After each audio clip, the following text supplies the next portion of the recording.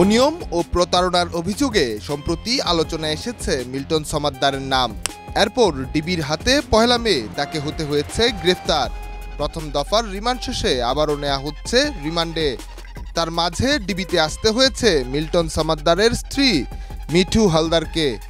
ডিবির কাছে জানিয়েছেন নিজের অবস্থান, আর গণমাধ্যমে বলেছেন আইন অনুযায়ী ব্যবস্থা হবে। আমার কোনো বক্তব্য নেই।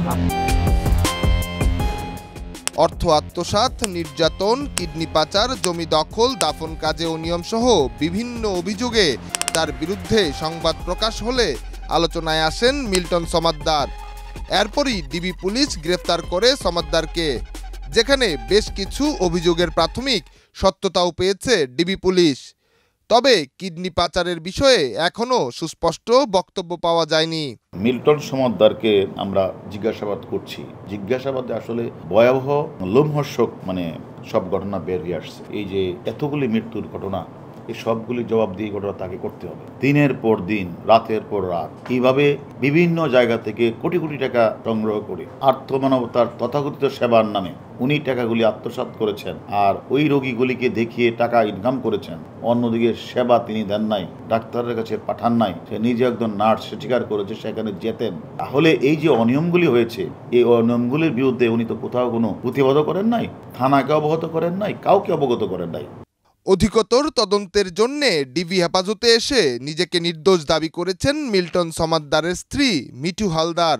এছাড়াও কোনো সিদ্ধান্তে মিল্টন সমাদ্দার তাকে জানাতেন না বলে মন্তব্য করেছেন মিঠু হালদার। আজকে তার ওয়াইফকে জিজ্ঞাসাবাদ করা হয়েছে। তার ওয়াইফ যেটা বললেন, তার স্বামী যে এ ধরনের ন্যাক্কারজনক অপরাধগুলি ঘটনা ঘটিয়েছে, এই যে টর্চার সেলে নিয়ে যেভাবে তাকে আমরা ছবি দেখিয়েছি, যে পিটানোর দৃশ্যটা, এইটা আসলে একজন অনাথ, অসহায়, বাক প্রতিবন্ধী, মানসিক ভারসাম্যহীন মানুষগুলিকে এভাবে পিটানো মোটেও ঠিক হয় নাই। তার বিচার এই জন্য তার বিচার হতে হবে। একই সুরে মিল্টন সমাদ্দারের স্ত্রী নীরব ছিলেন গণমাধ্যম কর্মীদের সামনে। সাংবাদিকদের করা প্রশ্নে করেননি মন্তব্য, বলেছেন আইন অনুযায়ী হবে ব্যবস্থা।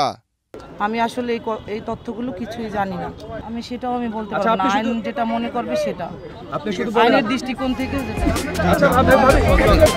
প্রশ্ন উঠেছে, এবার মিল্টনের পাশ থেকেও কি সরে যাচ্ছেন তার স্ত্রী, নাকি আইনের আওতায় আসতে যাচ্ছেন child and old age care আশ্রমের চেয়ারম্যান ও মিল্টন সমাদ্দারের স্ত্রী মিঠু হালদার?